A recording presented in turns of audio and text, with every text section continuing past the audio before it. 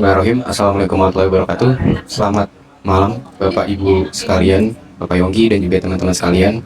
Di sini kami dari kelompok Warehouse Management akan menjelaskan gambaran modul Warehouse Management dan juga tahapan-tahapan dari Warehouse Management 1, 2, 3, dan 4. Sebelumnya perkenalkan, nama saya Farhan Arif dan di sini saya tidak sendirian, saya bersama rekan saya Muhammad Rehan Fawas, Bima Edward dan juga Naifa.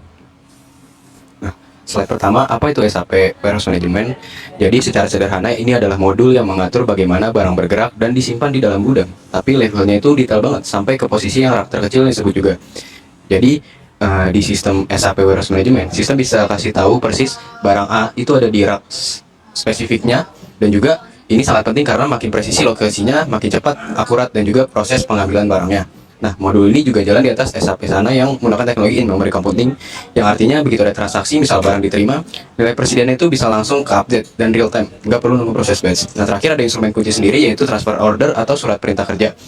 Petugas gudang nggak bisa asal pindahin barang sendiri, sistem harus nerbitin instruksi dulu, yaitu TU itu sendiri, dan petugas baru bisa memindahkannya. Lalu, apa saja integrasi warehouse management dengan modul-modul lain? Nah, yang pertama itu bersama dengan material management. Ini yang ngurusin pengadaan barang. Jadi pas barang dari vendor sampai, bisa diposting sebagai good receipt di material management. Sistem otomatis ngasih sinyal nih ke warehouse management bahwa ada barang yang perlu ditata ke rak. Nah, warehouse management langsung bikin transfer order itu untuk diproses, namanya putway. Yang kedua, sales atau distribution. Nah, ini yang ngurusin penjualan. Begitu ada pelanggan order dan dibuatkan outbound delivery, warehouse management otomatis nerbitin transfer order lagi. Tapi sekarang untuk bikin proses pickingnya itu bisa ngambil barang dari rak untuk disiapkan dan dikirim. Intinya integrasi ini bikin data stok fisik di gudang dan data akuntansi keuangan itu selalu sinkron. Baik, untuk selanjutnya itu setelah kita melihat semua teori itu kita bakal praktikkan lewat studi kasus perusahaan simulasi yang namanya ini Global Bike INC atau GBI. Yang ini itu merupakan perusahaan yang memproduksi sepeda dan kita menggunakan platform SAP Sahana dengan tampilan SAP Fiori. Jadi fokus studi kasusnya itu di Distribution Center San Diego dan ada 4 skenario yang bakal kita jalanin, di mana masing-masing ini mewakili siklus pergudangan yang berbeda. Untuk yang pertama itu WM1, di mana ini skenario San Diego membeli spare part dari vendor luar, terus barangnya diterima dan ditata kerak. Yang kedua itu M2, di mana ini itu transfer stok sepeda. Jadi dari pabrik Dallas ke San Diego, semacam mutasi antar pabrik internal.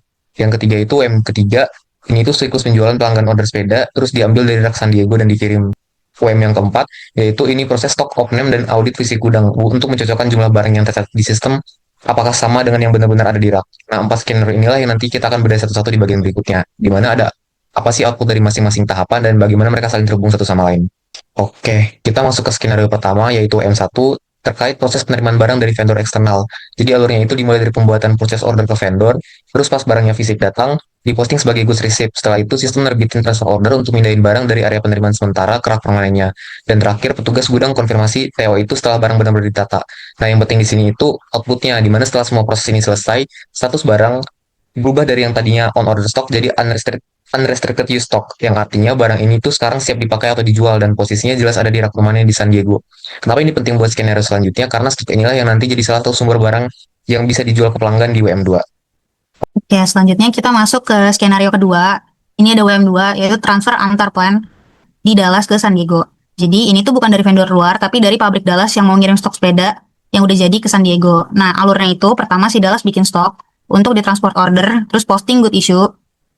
Nah, jadi stok di Dallas itu berkurang dan statusnya jadi barang dalam perjalanan atau stok in transit. Begitu barang sampai di San Diego, itu langsung diposting good receipt, lalu sama seperti WM1, itu akan diterbitkan transfer order untuk ditata kerak dan dikonfirmasi.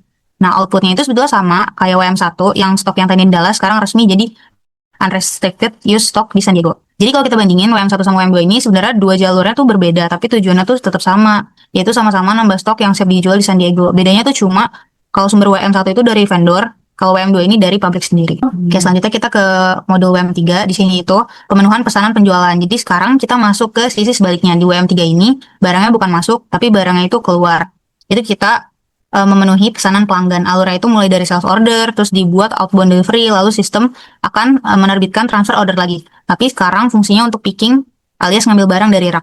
Nah, setelah dikonfirmasi, barangnya akan diposting sebagai good issue final yang artinya kepemilikan barang resmi pindah ke pelanggan. Nah, asal dari stok WM3 ini itu dari hasil WM1 sama WM2 tadi. Jadi kalau di WM1 sama WM2 tadi kita ngomongin nih gimana barangnya masuk dan disimpan. Kalau di WM3 ini kita ngomongin barangnya itu udah dicairin untuk jadi transaksi penjualan.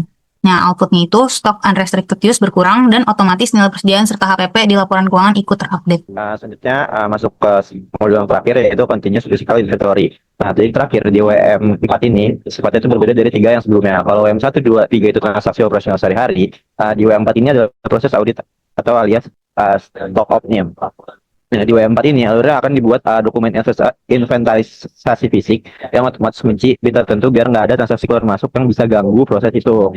Petugas lapangan bakal masukin hasil hitungan fisik ke sistem dan kalau selisihnya gede, misalnya lebih dari 20%, itu nanti sistemnya bakal minta dilakukan hitung ulang. Setelah hasil fix, selisihnya diselesaikan atau clear difference dulu di level WM, baru nanti disinkronkan ke level MM. Nah, fungsi dari WM 4 ini sebenarnya kayak satpam untuk ketiga skenario sebelumnya itu WM 1, 2, 3. Nah, dia yang bakal ngecek apakah stok yang tercatat di sistem dari hasil WM 1, 2, dan 3 ini benar-benar cocok sama yang ada secara fisik di rak. Kalau misalnya ada selisih, jika karena human error, barang hilang atau salah catat, WM 4-nya bakal koreksi dan koreksi itu otomatis ngalir juga ke laporan keuangan. Nah, ini kita masuk ke big picture di mana sinergi WM 1 sampai 4 ini berjalan. Nah, jadi kalau kita rangkumin semuanya dari WM 1 dan sampai WM 4, WM 1 dan WM 2 ini jalur masuknya stok. Satu dari jalur eksternal dan satu lagi dari internal. Nah, WM 3 ini itu jalur keluar stok atau bisa dibilang ke pelanggan, dan dia akan makan atau ngambil dari stok hasil WM 1 dan 2. Sementara WM 4 itu adalah lapisan pengawasannya yang secara berkala akan mengecek dan mengoreksi apakah seluruh siklus masuk keluar dari WM 1, 2, 3 itu sudah akurat secara fisik. Jadi ini tuh bukan 4 proses yang berdiri sendiri, tapi satu siklus yang tertutup, barang masuk, disimpan, dijual, lalu diaudit, dan hasil audit ini akan jadi basis datanya akurat lagi buat siklus berikutnya. Sekian dari pemaparan modul warehouse management dari kelompok kami. Kurang lebih mohon maaf. Terima kasih. I just had to let you know you're